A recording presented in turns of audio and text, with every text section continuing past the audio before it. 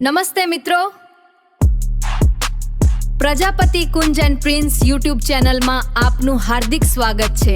જો તમે હજી સુધી અમારી ચેનલને ગાઈસ આ છે બોલ, આ છે ડોલ,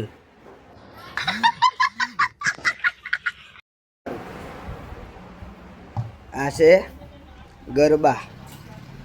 આ ગરબા નવરાત્રિમાં માતાજીના કામમાં આવે છે। જો કેટલા બધા છે, બીજા બધા તો ઉપર મારીએ મૂક્યા છે।